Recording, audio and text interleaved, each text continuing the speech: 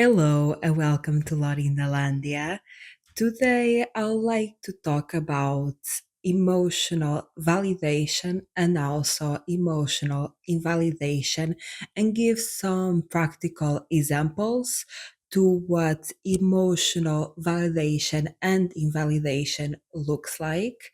Because I think we are so used to emotionally validating our emotions that we don't even see that we are doing it. We don't even recognize it because at this point, emotional invalidation has become the norm, and we don't see how much pain it is causing us because it is normalized. It is the status quo, it is the norm. Emotional validation basically is feeling the emotions in your body, is sitting with the emotions in your body without trying to escape them.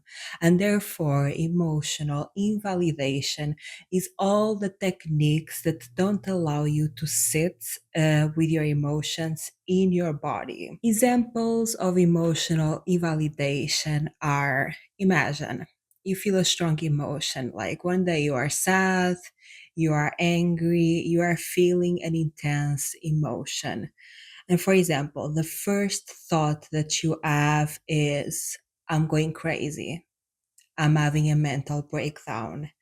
That is a form of emotional invalidation. And usually, how we invalidate our emotions was taught to us.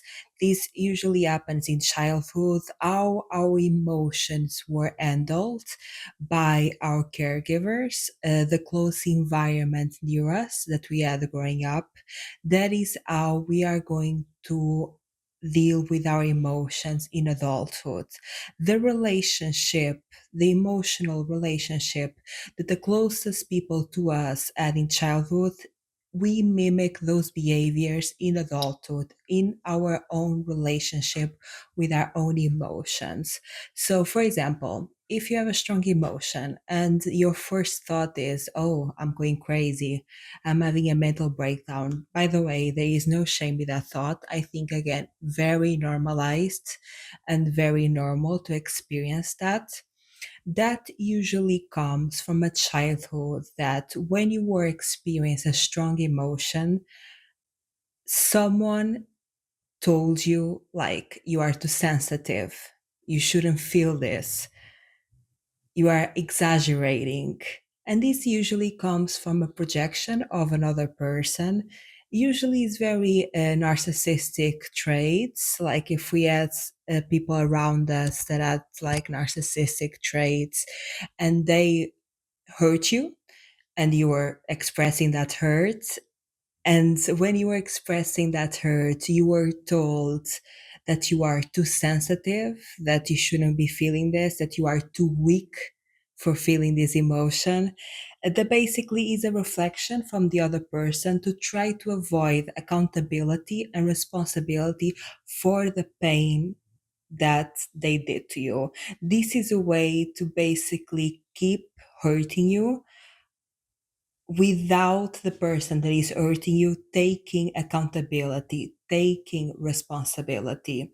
The saying that you are too weak by feeling emotions, like you are too sensitive, it's weakness to feel emotion. That usually comes from someone that hurt you and you are expressing that emotion because you were hurt, and that person was trying to avoid accountability. They were trying to avoid responsibility for the pain that they caused you. They wanted to continue to hurt you because probably like it served their ego, probably it served their insecurities, and they wanted to continue to hurt you without your response.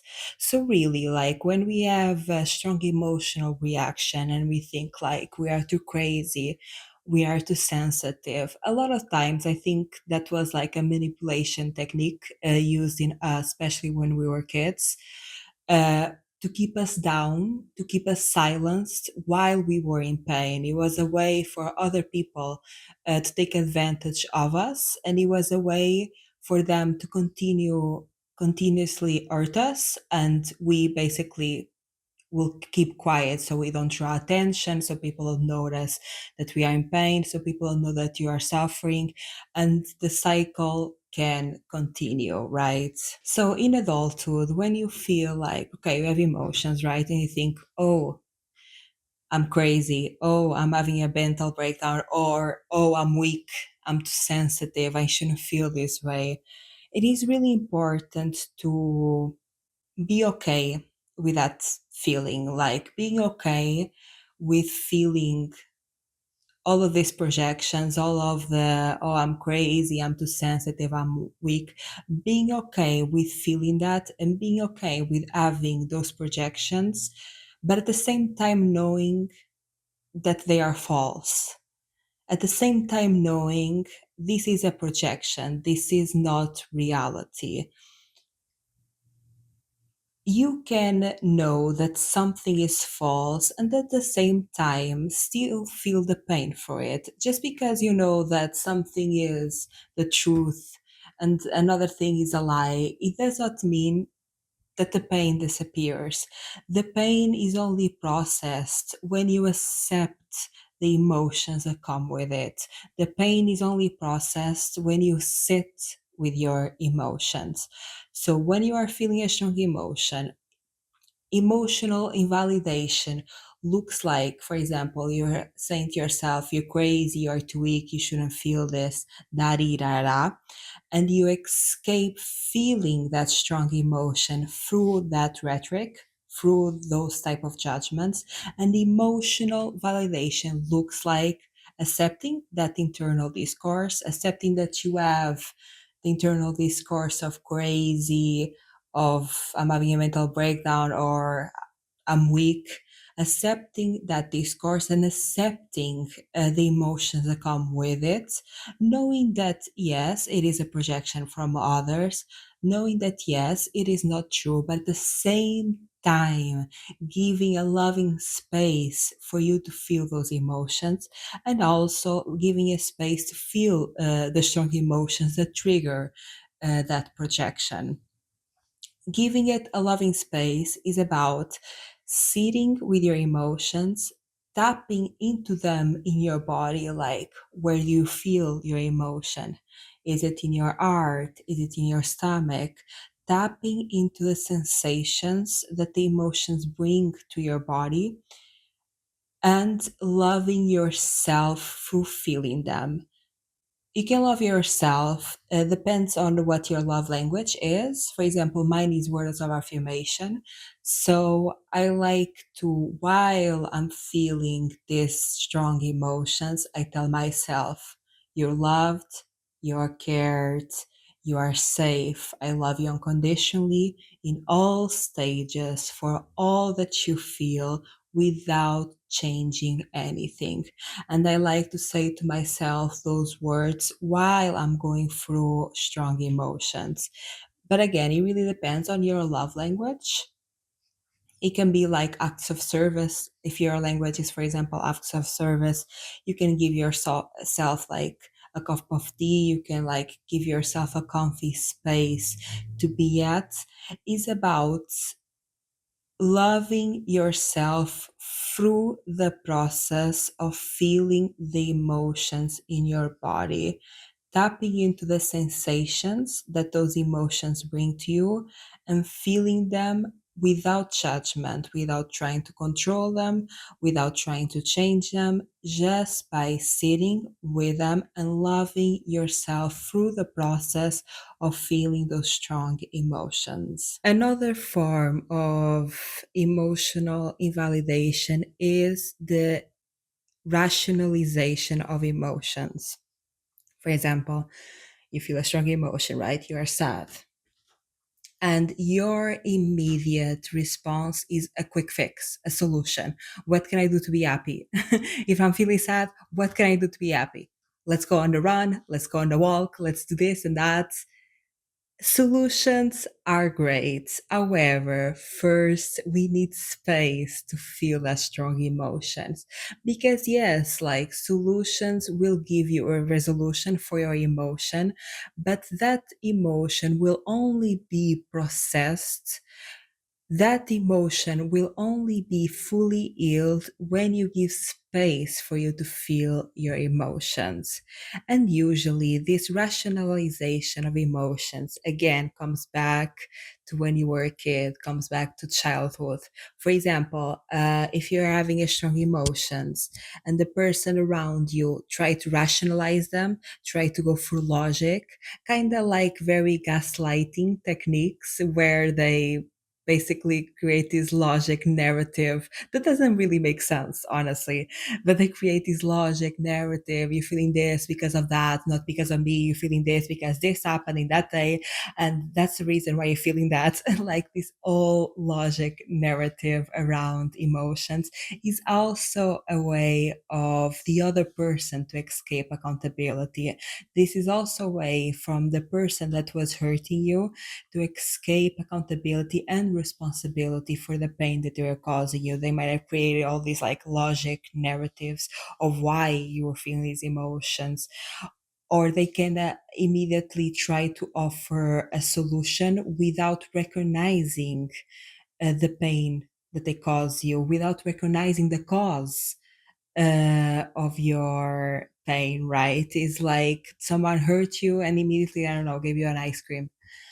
You're still feeling the pain. Like the ice cream is not to make you feel better. The solution was not to make you feel better. You still like with the pain. It actually kind of feels invalidating the immediate offering of a solution.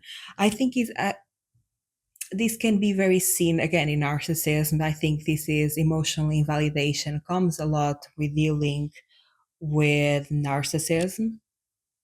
For example, it's like in today's time in adulthood, you have a toxic relationship, right?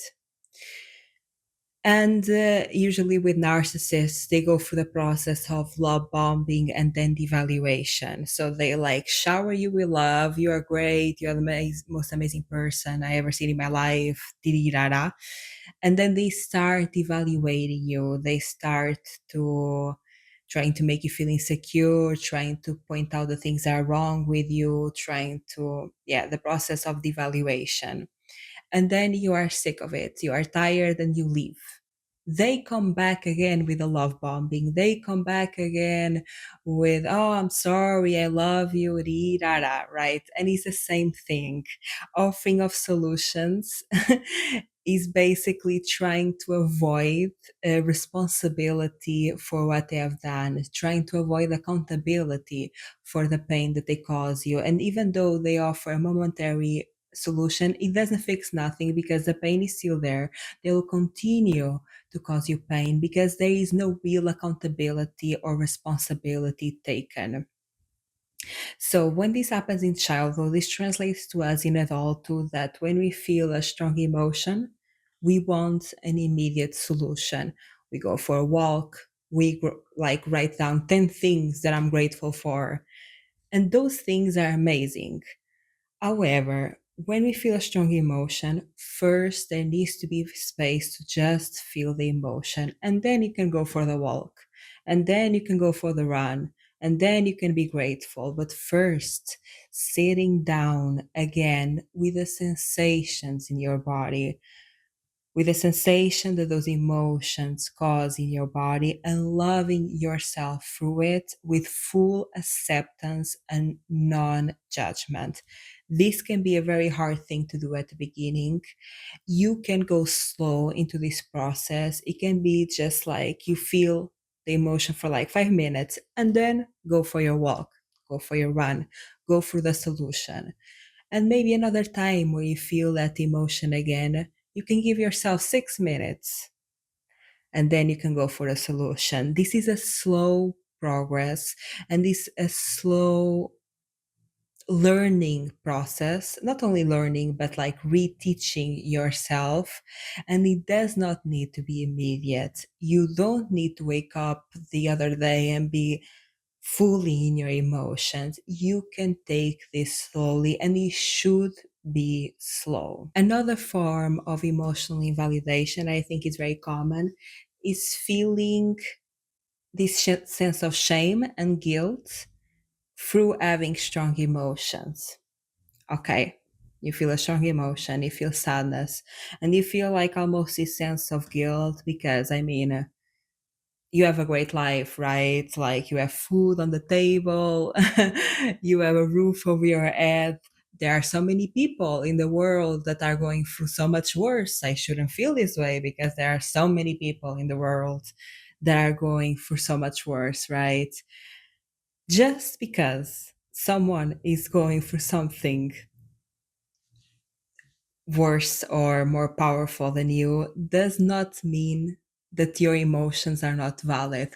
All are valid. This is not a competition. This is not a challenge. All emotions are valid. Because imagine when you were a kid and you had a favorite toy, and if someone took that toy from you and destroyed it in front of you, you feel so much pain because that was your safe toy. That was your favorite toy. That was your whole world. And you go through a lot of emotional pain if that will happen to you as a child. And it's valid. Of course, now if somebody like took our favorite thing and broken in like in front of us, of course we're gonna still feel pain, not to the degree that we felt as kids, but of course, we think, in comparison, like it could be worse, right? But that doesn't mean that is not valid. All emotions are valid. So, this sense of shame and this sense of guilt, again, it was taught to us in childhood by, for example, someone causes emotional pain and we are expressing that emotional pain, and that person, again, as a way to escape accountability, as a way to escape responsibility, they're like, you should be grateful for me. I give you food. I give you food over your head. There are so many people in the world that are going through so much worse. You should not be feeling this way. You should feel guilty for feeling this way. And you are ungrateful for having a natural reaction to a consequence of their actions, right? And again, this sense of guilt and shame translates to us and continues into our adulthood. And when we feel a sense of guilt or shame, when we have these strong emotions, and we go to those thoughts like, I have food on the table, I have a roof uh, over my head, there are so many people that are going through so much worse. Those are really like echoes from your past. These are projections from people when you were younger that we replicated, that we mimicked. That's like the old foundation of generational trauma. That's how generational trauma continues, right? So when you feel a strong emotion and you feel a sense of guilt and a sense of shame, again, emotional validation is all about feeling those emotions, accepting those emotions instead of rejecting them. So feel the shame, feel the guilt, while of course knowing, okay, this is not true.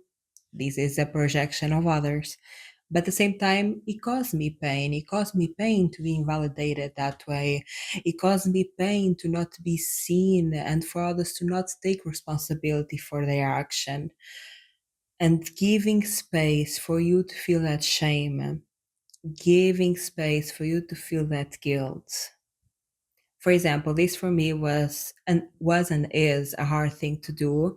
What I like to do with emotions that are harder to stay in the body, because there are some emotions that are incredibly overwhelming, like fear, anxiety, that are hard for me to tap into my body. What I like to do is a technique of draw your monsters. Basically, I tap into that emotion and I visualize it. What does it look like? And usually comes to me as like monsters like figure, and I like to draw them. And this is a way to kind of create this mental separation between me and that very strong emotion. And it's a way to learn how to accept and love with that emotion with a higher sense of separation that somehow that makes me feel safer. So I draw them out and I look to that drawing and I visualize that emotion and I give them love again because my love language is words of affirmation. I say to them, I love you. You're cared for, you are safe. I love you and accept you unconditionally for everything that you are without changing anything. And every time I have that strong emotion, I go through the same process of visualizing that emotion and giving it love. In conclusion, emotional invalidation is all the techniques that we use to not sit with our emotions, to not feel the emotions in your body. And I think the most common are saying to us that we are crazy or too sensitive or weak for feeling emotions, rationalizing our emotions and giving it an immediate solution without space to feel the emotions, and also feeling guilty and shameful for feeling your emotions and therefore forbidding you from feeling your emotions. Those, I think, are the three most common ways of emotional invalidation. And emotional validation is all the techniques that we use to feel our emotions in your body. This is techniques like just focusing in the sensations that we have in our body without judgment, without thinking this is bad, this is good, just like as a curious mind, like, ooh, where do I feel this? Ooh, what like a unique sensation that this is giving me in my body, is without seeing it like I'm sad, but seeing it more like this is creating this sensation in my body and tapping into the body, drawing your emotions and loving yourself through the process of feeling your emotions. That is what emotional validation looks like. Let me know down in the comments if you resonate with any of this like techniques of emotional invalidation, if you have experienced this in your life. I've experienced a lot and I think it's also very common to experience this because again, I think emotional invalidation is so normalized, especially the sense that you are too weak when you're feeling emotions. That I think is a big one. If you like this video, give it a like. And if you like this content, subscribe. Bye.